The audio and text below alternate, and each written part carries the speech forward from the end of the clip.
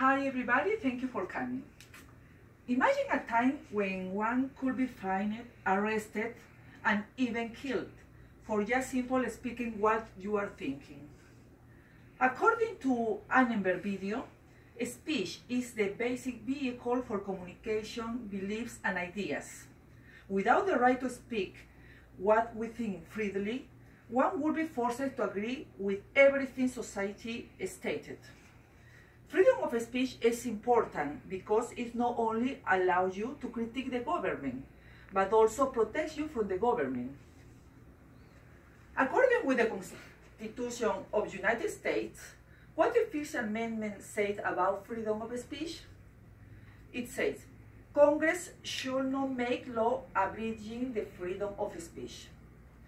As part of the Bill of Rights, freedom of speech is guaranteed by the Constitution, but isn't defined by it. That task is left up to the people through a representative government that makes the laws and judicial system that interprets and applies the laws to resolve disputes. The primary reason we have freedom of speech is to allow for public criticism of the government, that in the sort of thing that can let you in jail in countries that don't have a strong freedom of speech protection. The stories of oversensitive kings and dictators silencing people who question their rules are too numerous to recount. But for the most part, that kind of thing doesn't happen in the United States, which is why no one gets arrested for carrying around a picture of Obama, with as a Hitler or former President Bush as a monkey. The second thing to remember is that the First Amendment protects you from the government doing things that try to deny your speech, but not anyone else.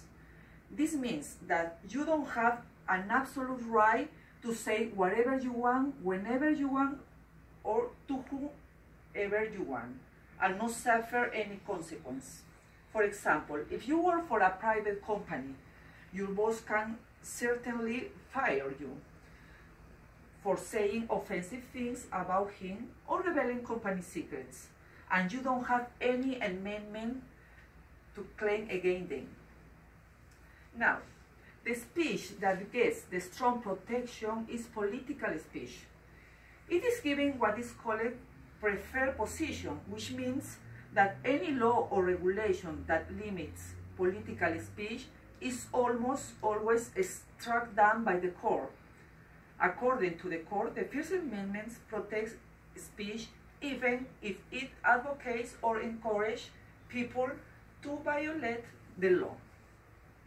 Do you know the symbolic speech is protected too?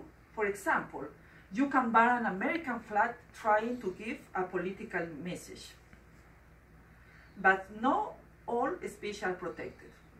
Pretty much, the only kind of speech that is not protected is other than speech that is likely to incite immediately violence in what is called fighting words.